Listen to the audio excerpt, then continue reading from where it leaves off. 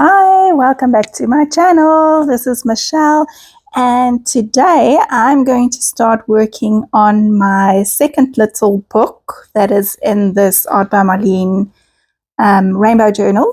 So the first little book that I've got is a notebook, so I'm using that more as a journal than an art space, but in this one I'm going to use more as an art journal.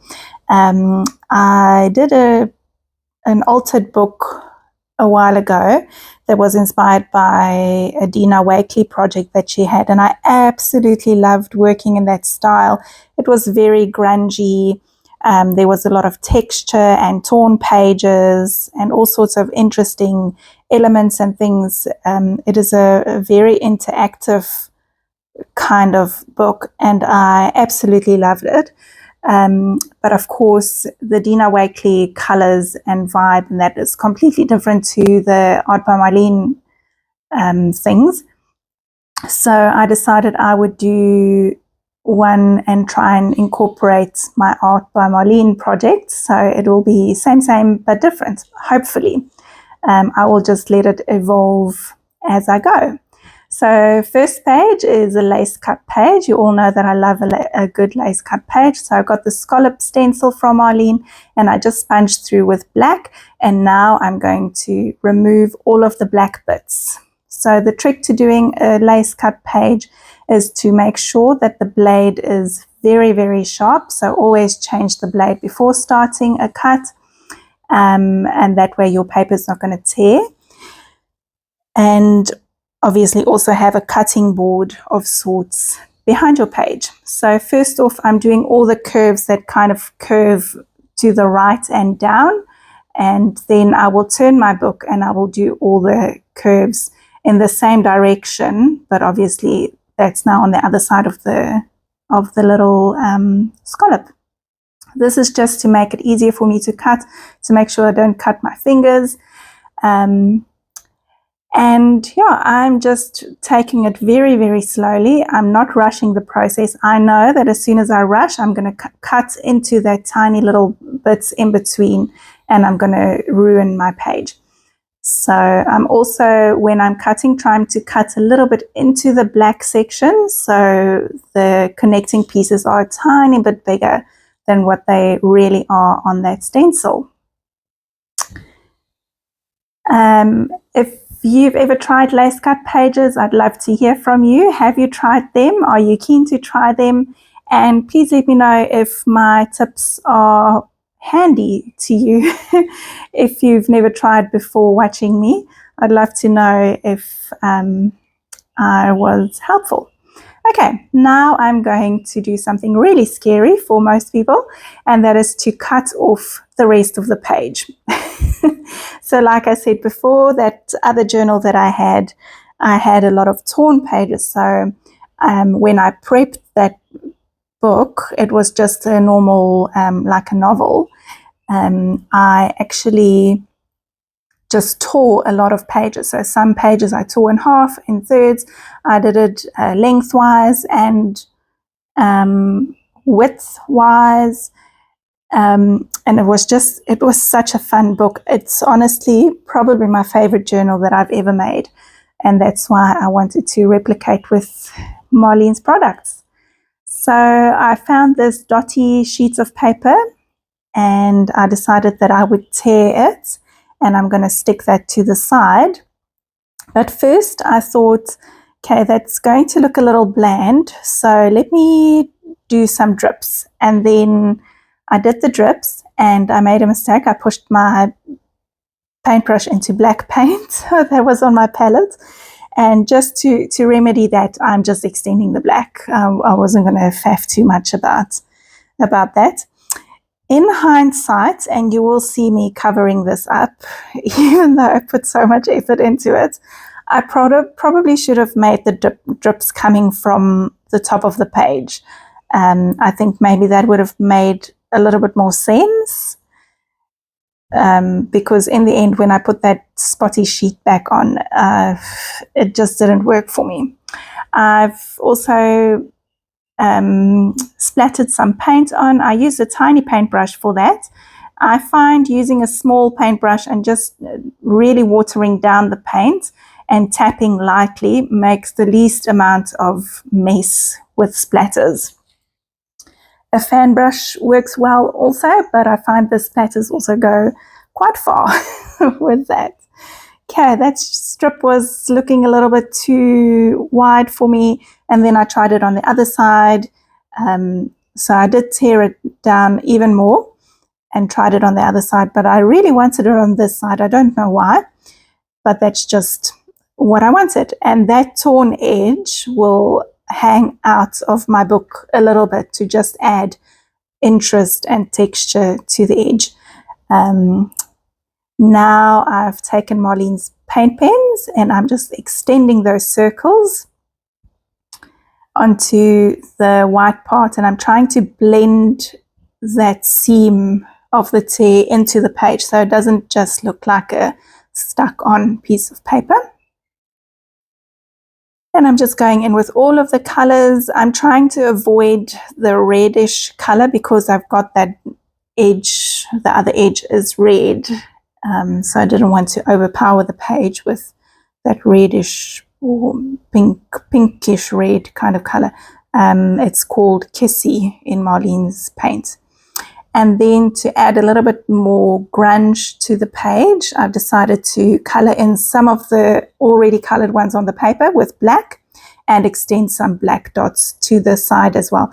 And I really like the way that it lifted the page. It just added an extra little something to it.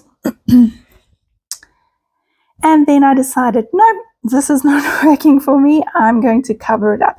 So I do 2 rather thick layers of gesso. The first one wasn't too thick.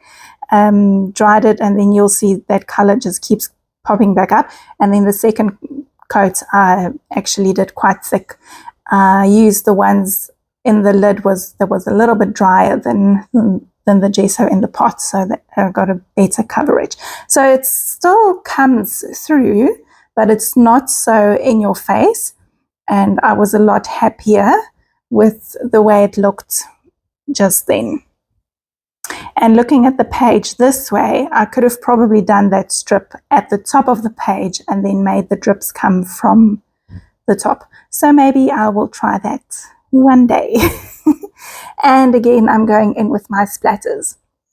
So I didn't really have an idea of where this page was going to go.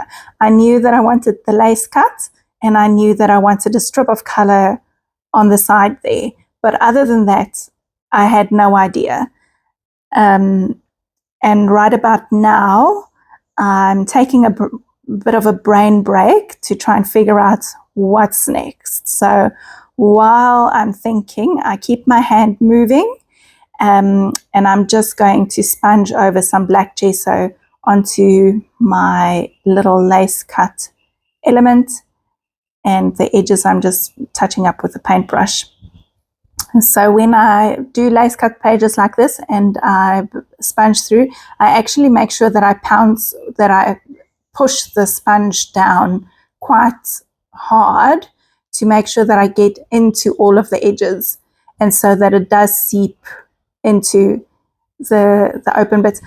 Unlike when I do stenciling, you obviously want to do very little pressure, very little paint. You don't want any seepage. But because I wanted the inner bits covered as well, that worked well. And you can see how cute that lace cut page stands up against the page. Then I decided, okay, I still really don't know what to do, but I thought I would just do a quote, and it just says, let your art flow. As always, I put my letters down and then I thicken some of the edges to make them stand out. And you can even see my head in this video, proving that I am a human with a head. Okay, when I'm done with that, I thought, okay, let me extend some of those dots because I felt like they just needed to come over a little bit more. And then after that, I think I do a little highlight just on one side of all of the letters. You can see me tapping my fingers. I really don't know what to do next. So I'm going in with a yellow highlight just on the left side of each of my letters, just to bring them to life a bit, because they were really looking quite dull.